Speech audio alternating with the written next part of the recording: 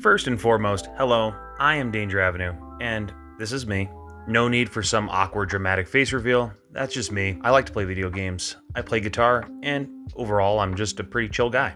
But I just wanted to talk about something today. I've been on the internet posting videos for the last 10 years, but everything I've ever done on the internet all started with Overwatch.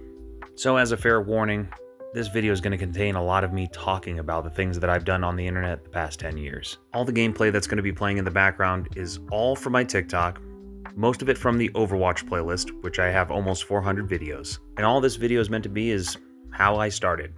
I would not consider myself a successful content creator by any means. My views come from the perspective of somebody who is trying to be an Overwatch content creator throughout Overwatch's lifespan. And for some reason, I just felt the need to go on a deeper dive on what this game has done for me and the impact it's had on my life. So for now, let's go back in time. We're gonna go back to 8 years ago, where I posted this video on my YouTube. It's funny how the place it started is kind of the place it's ending. This clip still exists on my YouTube with only 45 views and no likes at all, but I don't care because it is a relic that I keep. It is old school Overwatch at its finest, and nobody knows what the hell they're doing. Hell, I'll just play it. Everyone, heal up. I've got you in my sights. Double, triples, Get out of my way. quintuple kill. So like I said, nobody had any idea, including myself, what the hell they were doing in that clip. But I took that clip and I uploaded it to several Xbox clubs. And I don't know if you guys know what Xbox clubs are, but let me explain real quick. So back in the day, people used clubs to find like-minded individuals to play games with each other and share content with one another. You could share clips in these clubs. And back during when Overwatch was very new, there were so many different clubs for Overwatch. And I uploaded that clip that I just showed you to every single one of them. And it got a lot of praise and a lot of likes. And younger me looked at that and was like, wow, this is really cool. And that's when I was suggested, hey, maybe you should start a YouTube. Maybe you should start streaming. And if it wasn't clear enough by the numbers that that clip did on YouTube, it wasn't a good start. But once again, we're referring to a younger, more optimistic version of myself. So I never did give up, and I just kept uploading and uploading, and some videos did better than others, and I just constantly kept trying to reinvent myself. And I said, screw it, let's try to stream the gameplay live. But instead of being a sane individual and choosing Twitch, I chose Mixer. Why Mixer, you might ask?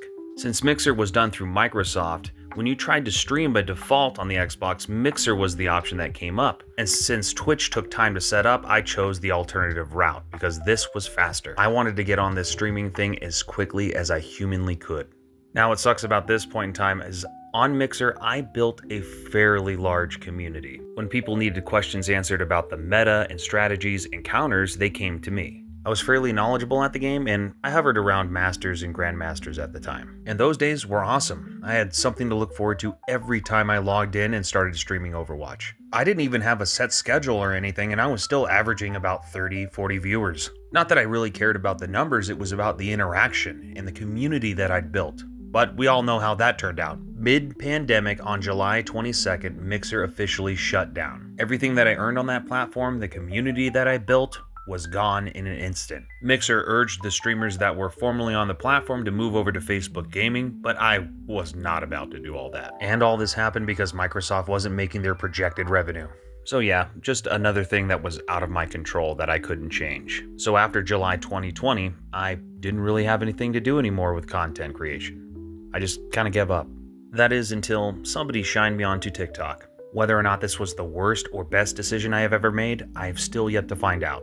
So here's where I sit on TikTok today, just days before apparently TikTok is going to be banned on January the 19th. I started initially on this platform doing lip sync videos and doing reaction content. After the fall of Mixer, I just kind of wanted to stray away from video game type things. But eventually, I took some of the videos that I had backlogged on YouTube and uploaded them onto TikTok.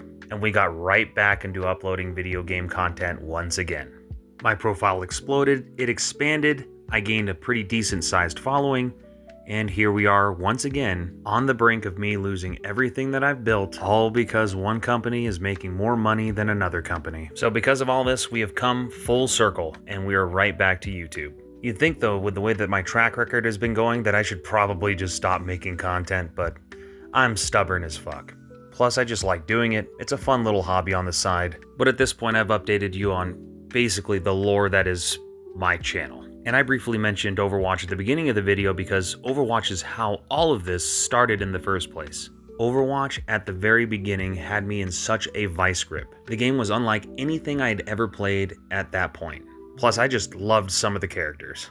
Do not mind the footage playing in the background. So over time, this love for the game developed into a sense of competition. I played a lot of competitive. I have so many days in comp. Now, it's because of this growing sense of competition that I pushed out content on the daily. And here's just a little bit of evidence to back up my claims. That's me, and I have 2,737 hours in competitive. And if we do a little bit of basic math, that translates out to 114 days in competitive. But again, that's just competitive. If we look at the total hours at 4,142, that's about 173 full days of my life playing this game. So about half of a year. I'm honestly surprised that this game kept my attention for so long. I got like ADHD out the wazoo. But anyways, I have been through every single meta imaginable in this game. I've seen it all. I've played it all. Brigitte, Dive, Goats, the whole 9 yards. And I always rolled with the punches. I conformed to the meta like no one's business. Even when the game turned into a 5v5 game, I adapted. That's not to say that I didn't like it very much, but I adapted nonetheless. But on the content creation side of things, I was getting hate just for playing this game still. Because at this point, a lot of people that I'd known and met on this game had already left. But reasonably so. Overwatch did not deliver on a lot of promises. And we all know exactly what I'm talking about, so I don't need to beat a dead horse. That's where the downfall of Overwatch kind of started for me, is once PvP was canceled, I definitely started raising an eyebrow on the direction that this game was going. I mean, most people I know gave up when Brigitte was introduced to the game. Brigitte, a character designed to hard counter an entire meta. Insane. But Brigitte did not ruin the game. The only thing that could kill Overwatch is Overwatch. So in December 2024, Marvel Rivals finally dropped. And I'm going to keep it real with you guys, I have not played Overwatch since. Seeing the way balance is handled in Overwatch was starting to get on my nerves. Seeing the way that they only focused on cosmetic-based events. And shit, the icing on the cake here is a week into me making Marvel Rivals content, Marvel Entertainment themselves commented on a video that I made, which was absolutely mind-boggling to me. I put out so many videos for Overwatch, and in the first week of me posting about Marvel Rivals, this happened. Like, I got to respond to Marvel themselves with a video of my own, which I thought was pretty neat. Check this out. This little fucker is a rogue U.S. military asset and a danger to public safety.